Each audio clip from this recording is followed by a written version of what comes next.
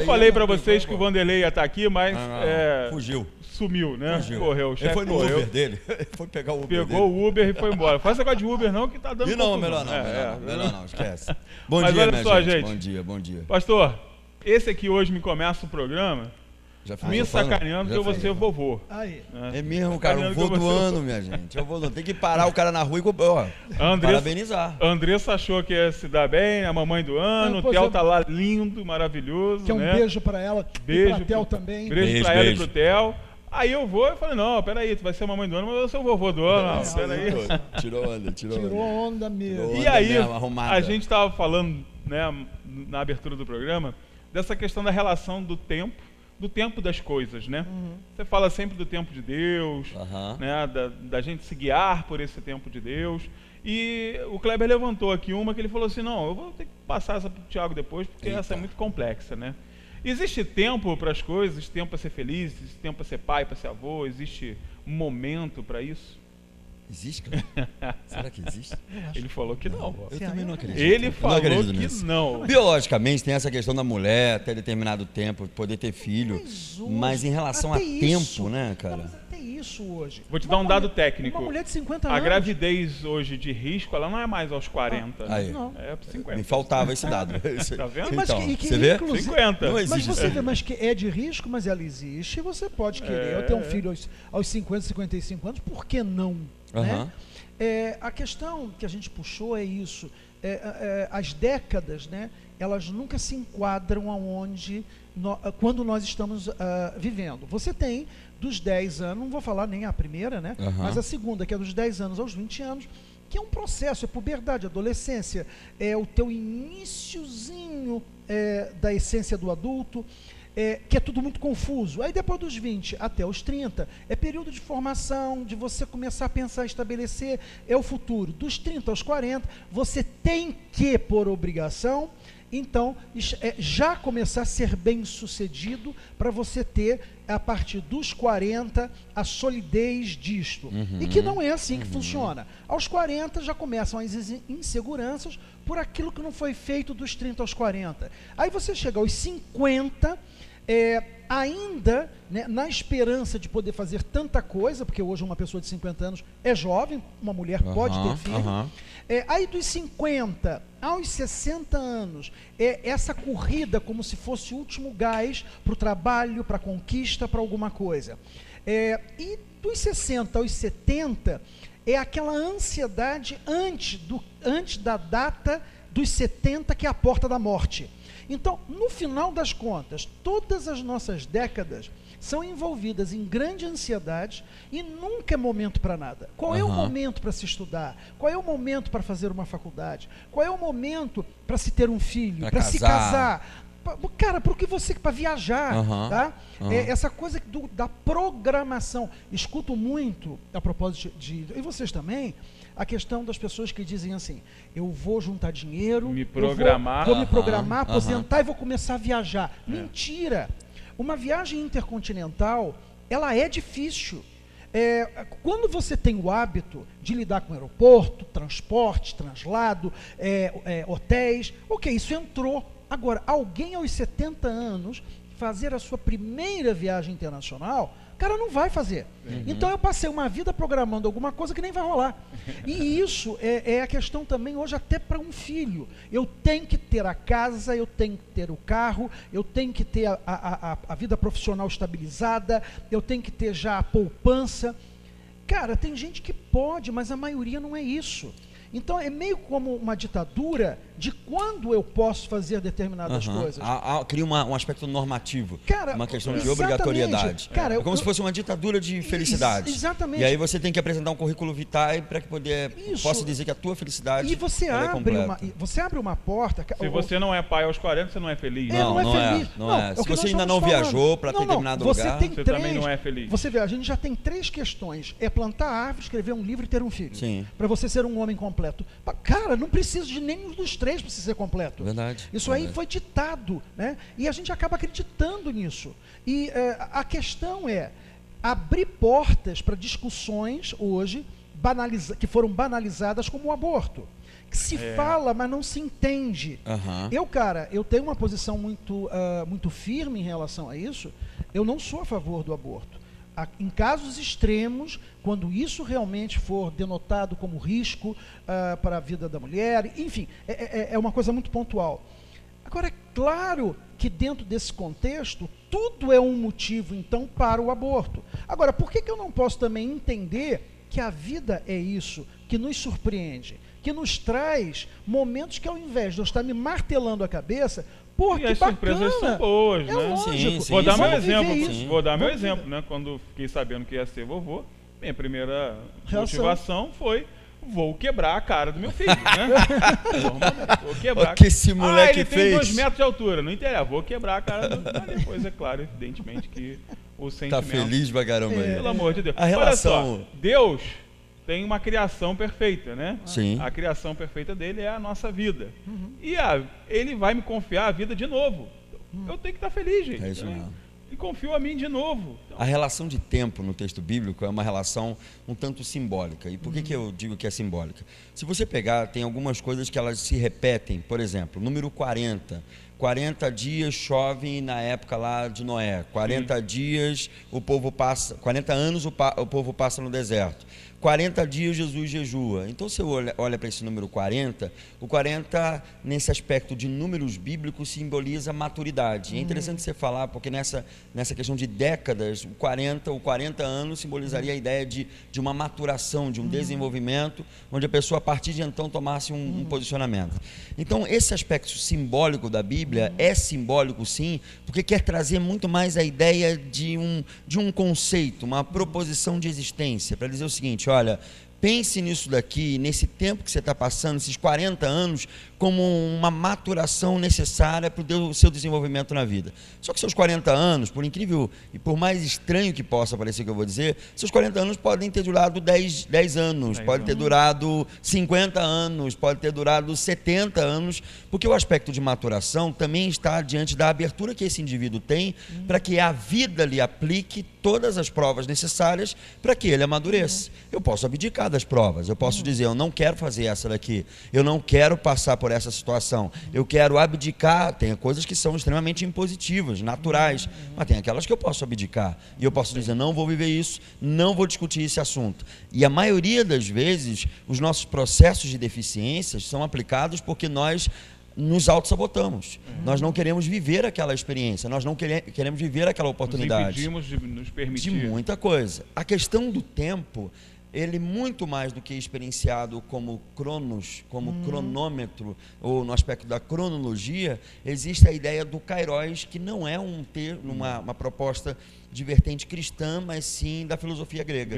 O kairos é a ideia de você viver um momento com a intensidade que ele lhe propõe. É o que Nietzsche dizia sobre a ideia da intensidade do instante. Você vive o aqui e agora, o eterno retorno do mesmo, e já que tenho que viver o eterno retorno do mesmo, eu tenho que viver o tempo na proposição de que ele vai ser revivido, de que aquele momento vai ser revivido, que aquela experiência pode ser revivida, não como uma ideia de que não, deixa ser, deixa ficar, deixa eu empurrar. Só que com a experiência do eterno retorno do mesmo, e é bom propor do mesmo, a experiência do eterno retorno do mesmo, eu começo a repensar as minhas posturas, eu começo a repensar o meu lidar com o tempo, eu começo a olhar para o que está acontecendo agora e querer viver a intensidade do instante. E a intensidade do instante, o tempo vivido, experienciado nas suas maiores proposições, no âmago dele, faz gerar critério.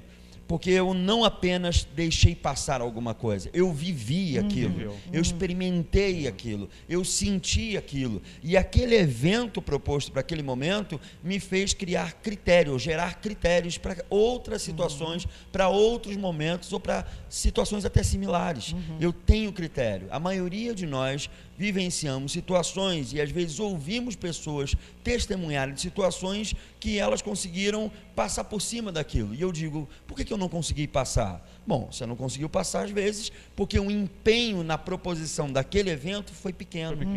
Não foi da mesma maneira. Você não se entregou como deveria, né? Não se entregou como deveria. E às vezes o que mais fala, e você vê livros e best-sellers que vendem e vendem muito, não são aqueles surreais, mas aqueles que se identificam com a vida do ser humano. Novelas que fazem grandes sucessos são aquelas que você vê. Eu me lembro, do dia a dia. Eu não gosto de novela mesmo, mas eu me lembro da Carminha. Você lembra da Carminha? Aquela história lá da... Como é que é o nome? Avenida Brasil. Avenida Brasil, isso. Muito boa, realmente. Que a pessoa olhava para aquilo e se identificava, ou porque ela era daquele jeito, ou porque ela sentiu alguma Carminha na sua vida. Então, essa questão de que eu vejo aquela situação e aquela situação se torna um divisor de águas, é porque aquelas experiências foram vividas na intensidade. A minha, talvez, é vivida a marginalidade, à margem de uma determinada situação. O tempo deve ser vivido em todo o seu aspecto eventual, experienciado, experimental, deve ser tomado a sério, levado a sério, porque o tempo não é algo fora da gente, o tempo é algo dentro. Você, quando fala do aqui e agora, isso é muito interessante, porque existem escolas comportamentais, como a transacional, a Gestalt, que fala muito do aqui e agora, mas neste propósito. Porque o aqui e agora também ele banalizou, porque quando você fala do aqui e agora, é sem lembrar do ontem e sem nenhuma responsabilidade para o amanhã. Não, é essa intensidade do viver aqui, porque você está aqui. Porque depois você vai ter esse retorno. E óbvio que o que eu estou vivendo aqui, eu tenho que trazer, né, a minha experiência de ontem. E isso é o meu preparo para o amanhã. É ter mesmo essa pegada, essa garra. A questão da maturidade, eu não me lembro qual, me parece que foi Nietzsche também, que ele fala sobre isso, porque quando você fala da maturidade, né, eu posso linkar a cultura. Muitas pessoas, mas muitas chegam aos 50 anos sem a menor maturidade, porque são pessoas que preferiram não aprender, pessoas que preferiram abdicar do trabalho que era aprender, porque o trabalho que você tem no aprender não é você memorizar, é você absorver e colocar em prática, é você atuar com aquilo que realmente você está aprendendo. Nós podemos pensar, inclusive, em pessoas que se dedicam realmente a Deus, que pensam em Deus de uma forma real, que é aquela que atua. Sim. Agora, a maioria... Quer comprar um carro esportivo. Não, e outra coisa, todo domingo está lá de joelho pedindo a Deus o carro esportivo. Exatamente. Então, você está entendendo? A questão, não é maturo isso. Não, porque as pessoas não entendem. É a experiência do ter, não do ser. Exatamente. É o vamos ser hoje, bravo, porque a confusão, e aonde banalizou, que por conta do consumo, ter, né? É o ter. Porque você ser, então... É se você pode ter. É a viagem agora, é o carro agora, é a casa agora, é o filho agora, mas não a essência, que é o ser. Eu sou pai, vou ser pai e intensamente vou viver isso. Pai, mãe, avô, tio, seja lá o que for. Mas não é o ter para dizer que tem. É o ser, porque é diferente você ter um filho e ser um pai. Até porque, por exemplo, tem gente que é tão pobre que só tem dinheiro. Eu falo muito Ou seja, a ideia da proposição de que o ser... E aí você falou uma coisa interessante da ideia de responsabilidade, porque a intensidade não deve ser achada e encontrada como um ato irresponsável. Quando a gente fala sobre viver um instante na intensidade, não é pensar disso de maneira irresponsável, do tipo, vou pegar todas as meninas ou todos os caras que estão na minha frente e vou traçar todo mundo, desculpe o termo, traçar todo mundo. Então, ou seja, de viver de uma maneira irresponsável, porque você está lidando com pessoas e não com objetos. Então, esse aspecto mercadológico e essa visão mercadológica não é uma visão mercadológica somente porque o cara entrou no shopping center. É uma visão mercadológica que amplia para todas as esferas da existência. Isso aí. Você olha, como você disse, o camarada que olha para Deus e ele se dobra diante de Deus porque ele quer alguma coisa, ele quer algum sentido na relação material que ele precisa, do carro que ele precisa. É por isso que o próprio Nietzsche vai dizer que existem mais ídolos do que realidades. A questão dos aspectos idolátricos, que a gente cria mais ídolos e nos subjugamos a mais ídolos do que nos propomos a viver um ato real, a experiência real. Essa ideia de que o caminho que existe lá na frente, ou a possibilidade lá da frente, só é construída porque existe um terreno chamado presente. Esse terreno presente, na maioria das vezes, é tido como algo deixa para lá. Eu tenho que pensar, eu tenho que sonhar, eu tenho que projetar, mas não existe projeção e não existe sonho, não existe projeto, se não existe um território chamado presente. Não existe presente também vivido e experienciado se eu estiver arraigado no meu passado. Eu sim sou a soma de várias pessoas que passaram na minha vida, mas não posso terceirizar os aspectos dessas pessoas e aquilo, os traumas que eu tenho na minha vida. Eu tenho que passar por aspectos de depuração, eu tenho que passar por aspectos de peneira, eu tenho que ver o que fica e o que vai. Agora, ser demanda muito tempo. Ser demanda você parar diante de um espelho e confrontar o que você está se tornando. Gente, esse cara é foda, né? Que isso, rapaz? Eu tô no ar, desculpa. Rapaz, que isso? Fui, falei. E aí, cara, então a gente termina com essa palavra, né? Não, você sabe por que não? Aqui, vai se despedir logo, ele tá com fome. Não, cara, é o seguinte, essa questão do que você é hoje, você é a soma justamente das pessoas que passaram por você. Inclusive, existe tanta imaturidade que existem aqueles que fazem a escolha de não ter ninguém, de não viver sentimentos, de não ter relacionamento, de estar trancado até mesmo dentro só de um núcleo único familiar ou profissional, mas sem, cara, buscar esse universo de gente que está à nossa volta com uma riqueza sem fim, né? Eu não vou falar constrói, né? Não, mas cara, eu tenho que falar que você é aquilo que eu falei mesmo. Porque depois não é a Dona tua Marlene, mãe. Depois a tua mãe. Puxa a orelha. Depois a Dona Marlene vai lá, puxa a aspectos, orelha, não sabe por quê. Você vê como é que os aspectos condicionantes, eles são muito mais podadores do que qualquer coisa. A gente se condiciona muito fácil. É verdade. Condiciona ao tempo, ao que se tornou, ao universo de possibilidades, se condiciona aos seres que estão ao nosso redor. Sim. Existem muitos seres que em nós habitam. E eu não estou falando sobre entidades demoníacas ou espirituais. Falando dos muitos seres que em nós habitam, porque muitos passaram por nós e essa experiência, essa vivência não foi recalculada. Eu acho que chega um momento que você tem que recalcular a quilometragem. Temos que tem que parar, trocar o óleo, você tem que fazer uma revisão completa, tem que parar para revivenciar o eterno retorno do mesmo. Gente, olha, vamos finalizar aqui, né? Eu vou até aproveitar. Meu carnaval vai ser bom. Não, depois dessa, meu carnaval. Juízo, hein? Eu não quero juízo, não. Carnaval eu vou ter juízo. Vou falar em carnaval, finalizando aqui o nosso bate-papo de hoje, agradecendo ao pastor Tiago e o Kleber também, que está aí com a gente desde o começo. Hoje tem Bloco das Piranhas, tá? Lá na Praça Olímpica, vai lá se divertir um pouco. Essa tradição bacana do nosso município aí. Meu amigo Aranha preparou uma estrutura bacana para você se divertir lá na Praça Olímpica, tá bom? E durante o carnaval, você sabe, começa no sábado, domingo, segunda e terça, tem o Cerveja nas Alturas, né? Que é esse festival que vai arrebentar, tá?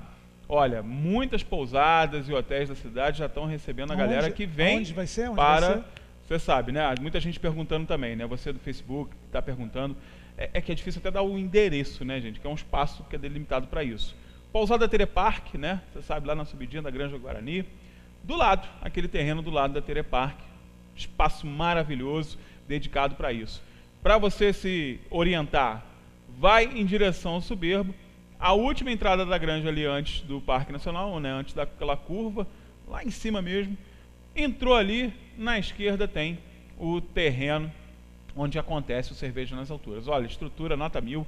Lembrando que, diferente do Vinho nas Alturas, né, que foram algumas apresentações mais intimistas, teremos shows importantes, Quintal do Céu, Banda Falange, Aloysio Bruno e o meu amigo Hugo Rocha vai estar lá abrilhantando todos os dias, né, que vai ser um carnaval regado a cerveja, mas cerveja de qualidade, cervejas artesanais. Vá, participe. No Facebook do Cerveja nas Alturas já tem como você garantir o teu ingresso lá. E ó, dica bacana, compra o passaporte todos os dias, né? Que aí você vai comprar um precinho bacana. Pode comprar passaporte? Pode. Aí, ó, já está se empolgando. Não Pastor, fala isso, beleza. muito obrigado. Eu sei que você tem muito trabalho aí nesses retiros de carnaval, tô sabendo. Tem Juventude dá trabalho nessa época. Kleber, você na juventude, mas você também dá trabalho, tá? Dou trabalho. Ele é jovem ainda, ainda. Deixa eu dizer o seguinte para vocês. Fala, rápido, não é justificando. É que, na verdade, eu acredito mesmo que Tiago é um homem tão de Deus, que realmente pouco importa como se fala, mas sim como se sente. Como se sente, exatamente. Muito bem. Muito bom, com essa declaração que eu assino embaixo, né? Pra gente chorar. A gente termina o programa de hoje agradecendo a sua audiência, a sua participação pelas redes sociais e também pelo nosso WhatsApp. Grande beijo e amanhã tem mais, tá? Até a próxima. Oferecimento Segue Rio. Gás natural canalizado. Fornecimento contínuo de qualidade de vida. Hospital São José. Tudo pela vida.